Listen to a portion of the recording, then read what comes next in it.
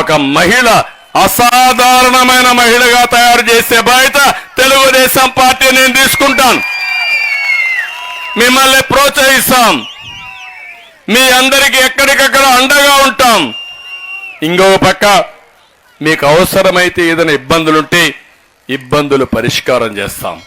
ఇప్పుడే constituency party president చెప్పింది, తెలుగుదేశం వస్తే ఎవ్వరు కూడా ఆడబిడ్డకు ఎక్కడ అన్యాయం చేయాలనో అవమానం చేయాలని ఆలోచిస్తే భయపడతారు. ఒక్క ఉదాహరణ చెప్తున్నా.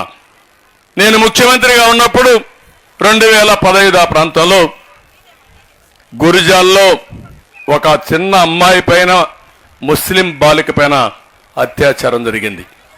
నాకు సమాచారం వచ్చింది. చాలా సీరియస్ అయ్యాను. నేను ఒకటే చెప్పాను, ఎన్ని టీంలు వేస్తారో వేయండి, 24 గంటల్లో ఎక్కడున్నా పట్టుకోమని ఆదేశాలు ఇచ్చాను.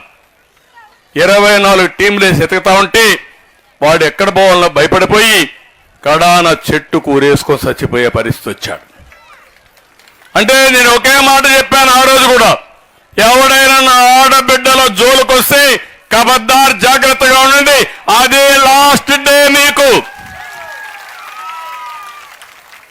అది పరిపాలన. ఈరోజు ఏమన్నా పరిపాలన ఉందమ్మా? ఎవరికన్నా భయం ఉందా?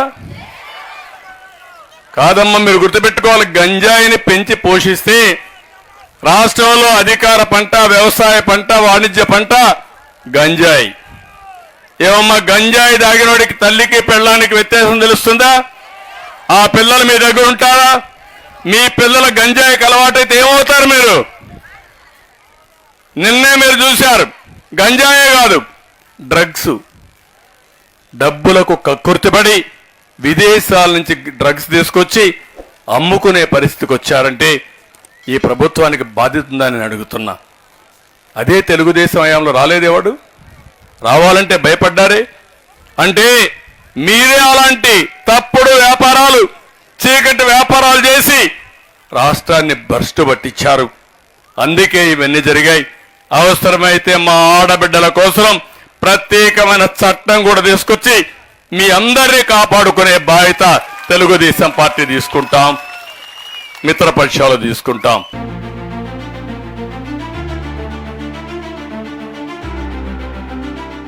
Like, share and subscribe to Rajaniti channel.